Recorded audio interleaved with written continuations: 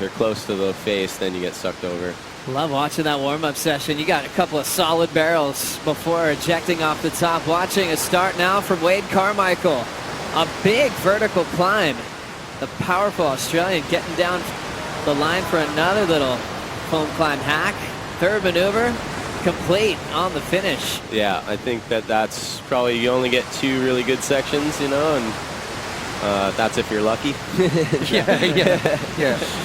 And this was Carmichael's way. Potts, how'd you like his finish here? Well, you know, just a safety finish on his way to a good score. So you want to bank a first ride and just get that confidence up. But, you know, obviously Wade Carmichael, the rookie on tour.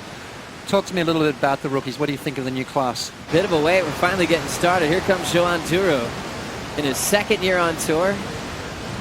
A lot of turbulence on the open face. Pushing hard through the wind. And he flies away and gets out of there. So finally getting things started in round 2. He number 12. And still hanging out with Sebastian Zietz. Seabass, you've seen both these guys surf quite a bit. Carmichael getting a bigger reputation, especially for what he's done through the Triple Crown as well. Yeah, especially at Sunset and stuff. Last year, he was amazing at Sunset, and he has so much power. Oh, there's the beginning of Joan's wave, though. So Joan did sneak in a first vertical turn out the back putts. Yeah, beautiful opening maneuver. I mean, the first turn at Margaret River, really important, right? I mean, if you don't connect with that, then you've got to do something. Felt like that rookie rivalry sort of never went away. That's why it's so fun to watch the rookies take on the tour. Yeah. Well, we got Joan. Stretching this one out is Joan Duru. Oh, big power hack on the backhand and a late hit on the finish. Can't hang on. Joan Duru showed a lot of strengths last year as a rookie, especially at the waves, showing a lot of power. Great backhand at Jeffreys Bay as well. It's a pretty demanding wave for the Goofy Foots. And Duru showing a lot of power. Let's see what happened out the back putts. Yeah, I think Joan Duru is good in all kinds of conditions because he's grown up in the southwest of France. Hossigal, I mean, it's a powerful beach breaks there, and it offers you a lot of variety, but just trying for too much on the end of that one. And I always think, you know, less is more at Margaret River, Seabass. I think you focus on a couple of solid maneuvers instead of trying to fit too much in. Tight section, then you don't last very long. Right when we'll get back to this because we got Joan Duru with a big windup. Blitzing it vertically, attacking that section. One more blow for Duru. He's got some space now. Just enough to finish. Joan Duru's opener finally locked in at a 7.17. Looks like he'll be knocking out that 3.5. Duru's starting to feel it, Potts. Yeah, he is. I mean, you can see the confidence level is definitely going through the roof there, as was that maneuver. And again, straight up through the lip. So nice, clean bottom turns in tricky conditions are setting up those big turns. So Joan Duru starting to feel it.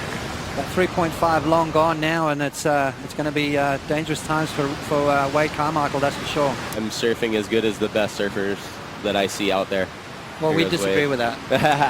Carmichael up now, big blast off that top turn section.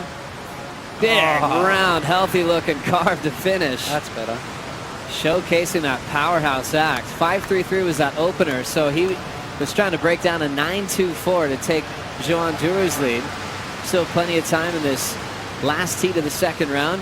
Big turns, but a finish we don't see every single section out here, Potts. No, exactly right. I mean, he's going to need something special. A 9.24, that's enormous. But let's have a look here. Starting strong, just sliding the tail a little bit. A lot of chop on the face, and there's that carve. So 2 solid maneuvers. Focus on those turns, get them, nail them, you know, just emphasize them. Pay a lot of attention to them. Finish them strong, and finish strong because it's in the eyes of the judges. That's the lasting impression right there. Look at that, just powerful hack. Throwing a lot of spray. Not trying to do too much. I love that. And it's going to be a good score. It's going to get him right back in the heat. Of all the things you wanted, all you're dreaming about was a cappuccino. Big whip for Carmichael. He's down, still chasing Joan Duru. Duru's last is 7.4. How good was that last day of the event? Did you surf that day? The day John or Kelly won, huh? Oh, Wade's up. Having a look now, deep bottom turn. Carmichael loves that foam climb over the rooftop. Second float with power. Doesn't even need a section. He'll hit this thing anywhere he wants. There's another jam on the finish. So Wade Carmichael's wave previous was the 6-4. Needed an 8-1-7 to get the lead off Duru. How's he looking, Potts? I don't think it's going to be an 8-1-7, Joe. I think he needed a bit more cleaner face to get those big snaps going. I would tell him maybe don't do that straight up move. Come around it, rely on that giant hack that he has. You know, this one he's kind of just connecting the dots. He's surfing with a lot of speed, but yeah, a nice finish there. But yeah, just got to look for that maybe a little bit slower of a wave. And we'll stand by for a final update as we watch a little redirect to the main break left for Wade Carmichael. Still a lot of open face. Wrapping cutback again, and he'll just keep on trimming. He's looking for an excellent score on this left. Now belting it pretty hard through the inside. Well, Seabass, back in my day, we used to go left more than right because length of ride was part of the criteria. It's all about running into that right and getting a big finish. That's how Seabass got his big win here a couple of years ago. Potts, anything you liked out of it about this left? I just think it's an interesting choice. You know, we haven't seen any big scores going left, you know, for a couple of years now, pretty much. But it's going to take a special wave to get an 8-point ride on the left. So bit baffling that Wade kind of opted to go this route, but a couple of nice turns on it. But I still don't think it's going to go up into that 8-point range. So I think he was probably better off sitting out the back waiting for a real nugget ride and unleash some big frontside hooks. Here at main break, showing how powerful this place is. Thankfully for himself, he was already out in front, and last of Carmichael, that left was a 4.97. So we'll be seeing Joan Duru find a better board. And Carmichael will just get this final wave into some full water. Unfortunate for Carmichael. He'll be knocked out with an equal 25th and start preparing for Saquarema in Rio de Janeiro, Brazil.